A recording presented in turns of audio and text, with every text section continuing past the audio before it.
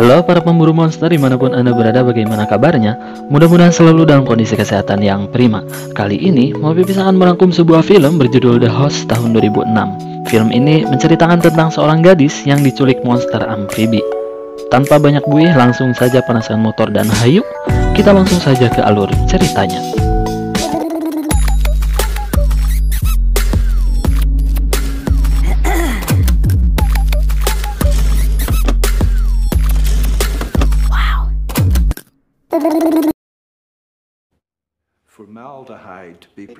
Film dimulai dengan memperlihatkan seorang ahli patologi militer Amerika yang menyuruh asistennya untuk membuang 200 botol formalin ke saluran pembuangan yang mengalir ke Sungai Han. Walaupun Kim, sang asisten, menolak dan mengingatkan bahwa akan sangat berbahaya bagi sungai dan kehidupannya, Scott, yang seorang ahli di bidangnya, memaksa untuk membuangnya karena menurutnya 200 botol itu sangat sedikit jika dibandingkan dengan Sungai Han yang sangat luas. Dengan terpaksa, Kim menuangkannya karena perintah seorang atasan dalam militer harus tetap dilaksanakan.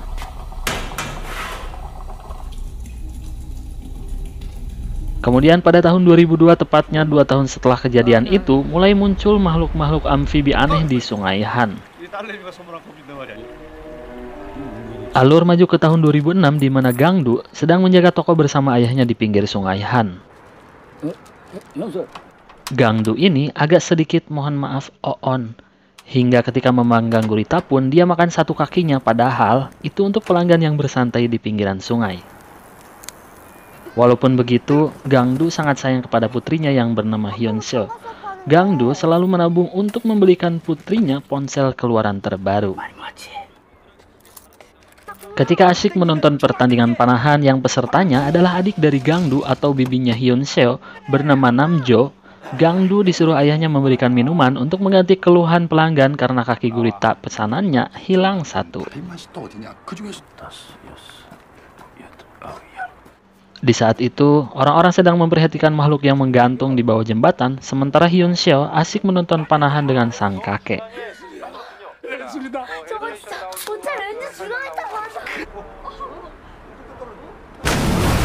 Makhluk aneh itu masuk ke dalam air dan menghampiri orang-orang yang penasaran di pinggir sungai.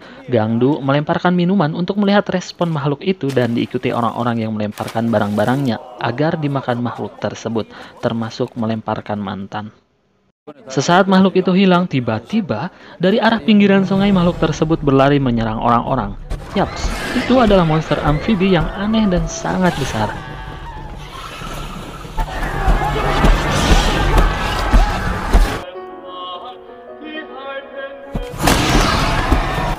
Hingga ketika sekelompok orang terjebak di sebuah ruangan semi permanen, seorang warga berkebangsaan Amerika bernama Donald bersama Gangdu menyelamatkan mereka.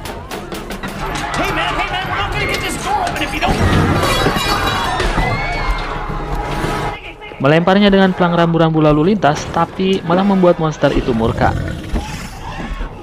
Gangdu yang kabur mengangkat pelang rambu-rambu yang berat itu sendiri, dihantamkan ke ekornya hingga darahnya menyembur dan dia kabur.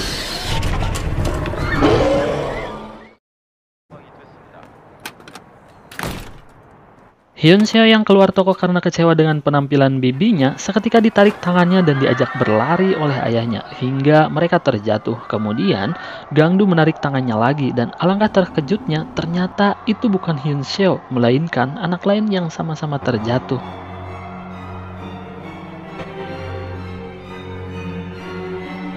Hyunseo yang tertinggal terheran-heran dengan apa yang terjadi, hingga ketika dia bangun, di belakangnya ada monster yang mengerikan menyambarnya, membawa Hyunseo dengan ekornya kemudian masuk ke dalam air. Hyunseo yang dibawa di ekor, kemudian ditelan monster itu ditukar dengan orang yang sebelumnya ada di dalam mulutnya.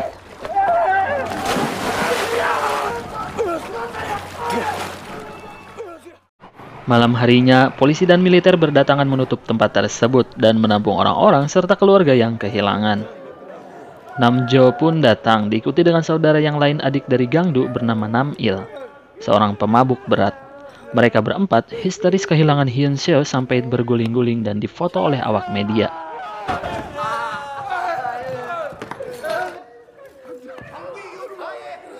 Kemudian datang seorang petugas mengenakan APD lengkap menanyakan siapa yang menyentuh monster tersebut.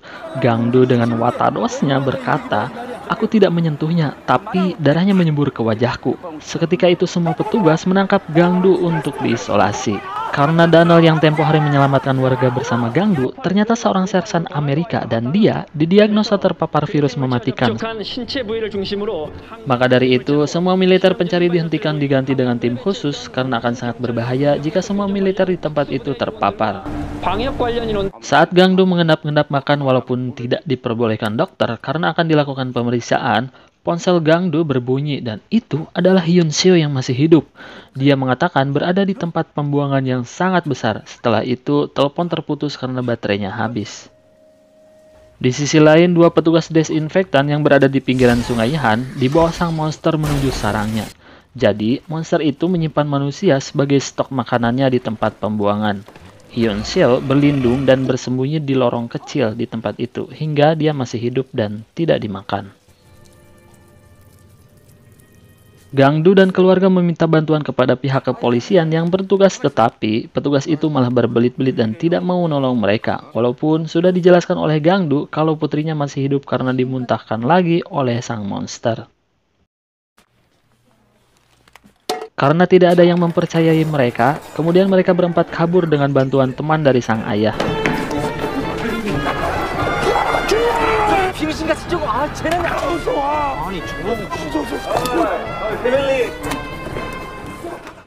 Ternyata teman-temannya meminta bayaran atas penyelamatan tadi. Sang ayah harus memberikan semua hartanya untuk membayar serta menukarnya dengan senjata dan peralatan agar bisa mencari Hyun Seo. Hingga di perbatasan sungai yang diblokade petugas, sang ayah memberikan uang tabungan Gangdu untuk menyuap atasan yang berwenang di tempat itu, agar mereka bisa masuk dan mencari Hyun Seo di saluran pembuangan sekitar sungai Han. Pencarian pun dilakukan. Mereka menelusuri lorong saluran pembuangan, tentunya dibarengi dengan tingkah konyol Gangdu.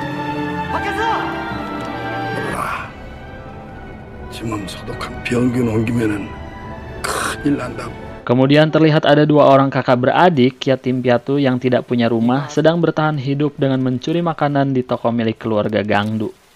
Selesai mencuri, mereka berdua diserang monster yang muncul tiba-tiba. Saat keluarga Gangdu pulang dan memakan pop mie, mereka terbayang dengan sosok Hyun Seo yang nyatanya sekarang Hyun Seo sedang berpura-pura mati saat monster itu datang dan memuntahkan kedua kakak beradik tadi. Ternyata sang adik yang bernama Sijo masih hidup, tetapi kakaknya harus tewas akibat serangan monster amfibi itu. Di dalam toko, Namjo dan Nam-il tertidur saat sang ayah terus bercerita tentang Gangdu dan meminta keduanya untuk tidak mengganggu serta menyalahkannya lagi. Hingga Gangdu terbangun dan terus menatap keluar toko karena ternyata sang monster sedang memperhatikan mereka dengan santuinya.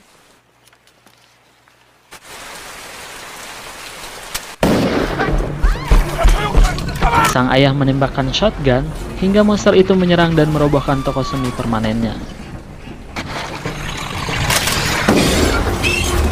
Monster itu tergeletak berpura-pura mati. Nam-il menembaknya sampai ketika sang ayah dan Nam-il kehabisan amunisi, Gangdu menyerahkan senjatanya karena menurutnya senjatanya masih terisi peluru. Sang ayah menyuruh mereka segera pergi berlindung, sementara dia menahan monster tersebut. Tak disangka, ketika berhadapan dengan sang monster, ternyata senjata itu juga kehabisan peluru karena Gangdu lupa menghitung berapa kali dia menembak. Alhasil, sang ayah pun harus tewas dibanting oleh monster itu.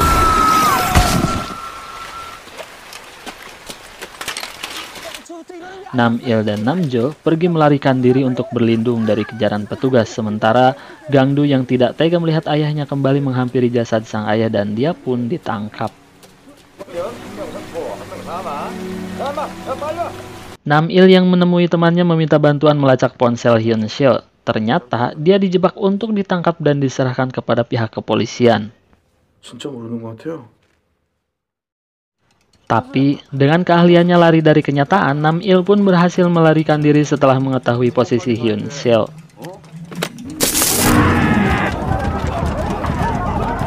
Selesai mengirimkan pesan kepada Namjo, dia pun tak sadarkan diri karena kelelahan. Keesokan harinya, Namjo yang berlindung di celah-celah jembatan segera pergi ke toko untuk mengisi daya baterai ponselnya. Setelah membaca pesan dari Nam-il, Namjo pun bergegas menuju tempat yang dimaksud.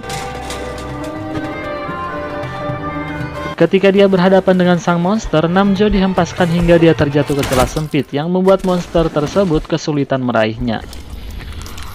Namjo kemudian memberitahukan posisinya kepada Gangdu yang mengamuk sebelum disuntik bius, tapi berhasil dikendalikan oleh para petugas medis. Walaupun Gangdu sudah dibius, dia tetap tersadar dan merasakan sakit ketika jaringan tubuhnya diambil paksa untuk diteliti.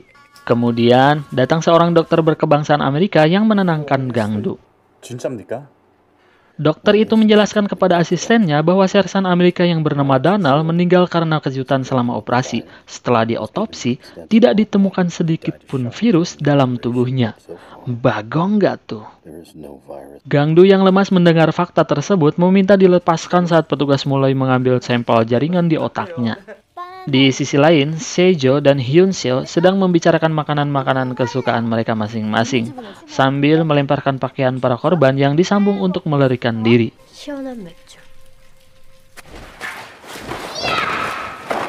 Sesaat kemudian monster itu kembali untuk memutahkan tulang belulang korban yang selama ini dia makan, hingga tempat persembunyian kedua bocil ini diketahui sang monster, tetapi monster tersebut tetap tidak bisa meraihnya.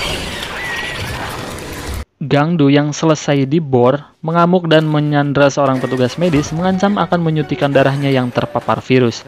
Padahal sih nggak ada virus sama sekali. Gangdu berhasil pergi menggunakan mobil medis menuju lokasi yang diberitahukan Namjo adiknya. Nam-il yang tersadar langsung menanyakan jembatan Wonhyo, tempat Hyunseo berada, kepada tunawisma yang menemaninya. Nam-il mengambil semua botol soju dan meracik bom molotov untuk melawan sang monster. Di sisi lain, Hyunseo yang terbangun mendapati Seijo mengalami demam. Maka dari itu, Hyunseo pun mengendap-endap keluar memberanikan diri untuk meraih pakaian yang masih tergantung dengan menggunakan tubuh monster yang tengah tertidur sebagai pijakan.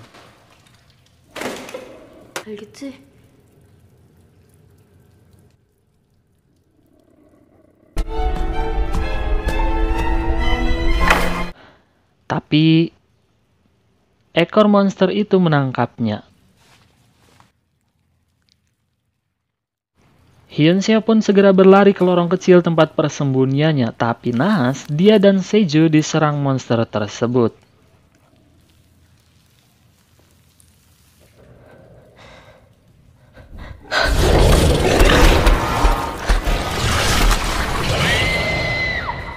Gangdu yang berhasil menemukan sarang monster tidak menemukan putrinya, malah dia melihat tangan putrinya itu ada di dalam mulut sang monster yang lewat di atasnya. Setelah berhasil naik, Namjo akan memanah monster itu yang memperhatikan sekumpulan orang di pinggir sungai sedang melakukan demonstrasi menolak alat penyebar bahan kimia yang akan digunakan menghilangkan virus.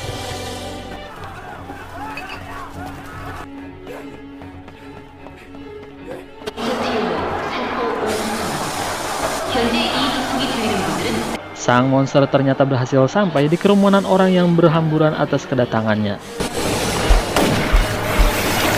Serbuk kimia dilepaskan ketika monster itu tepat di bawahnya. Seketika monster itu lemah. Gangdu berhasil mengeluarkan Hyunseo yang tengah memeluk Seijo.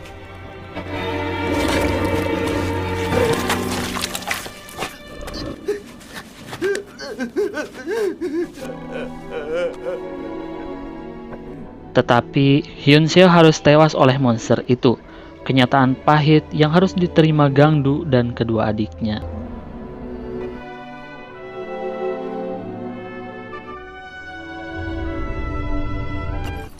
Gangdu yang murka segera menyerang monster itu, disusul Nam-il melemparkan bom molotov ke arah sang monster, tetapi satupun tidak ada yang tepat sasaran.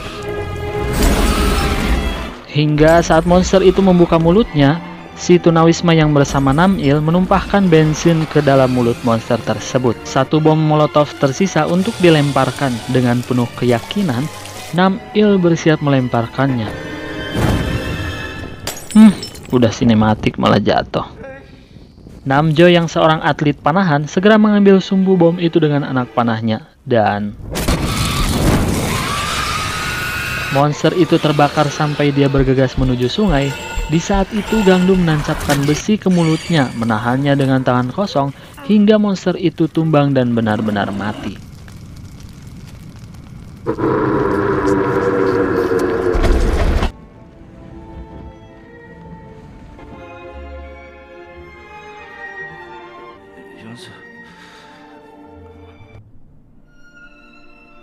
Seijo ternyata masih hidup dan dibawa oleh Gangdu, diasuhnya di dalam toko milik Gangdu di pinggir Sungai Han, menghabiskan waktu bersama.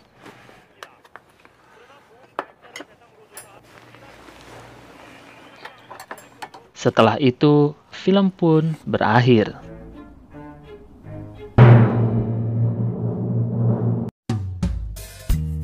Meskipun terbilang jadul, film yang dirilis 15 tahun yang lalu ini berhasil menyuguhkan petualangan, ketegangan, serta drama keluarga yang membawa penonton hanyut dalam alurnya. Tentu saja, karena film ini disutradari oleh orang yang sama dengan film Parasit, yakni Bong Joon-ho, dan masih banyak lagi film Korea garapannya yang tidak bisa dilewatkan. IMDb untuk film ini adalah 7,1. Pesan yang bisa kita ambil dari film ini adalah jagalah lingkungan tempat kita tinggal. Janganlah cemari lingkungan dengan sikap-sikap yang tidak terpuji, karena jika alam sudah murka, tak ada yang bisa menghentikan kekuatannya. Terima kasih buat teman-teman yang udah subscribe, semoga diberikan rezeki yang berlimpah dan tetap dikelilingi orang-orang tercinta. Sampai jumpa di video selanjutnya. Yuvi Jimsha. 시원한 맥주.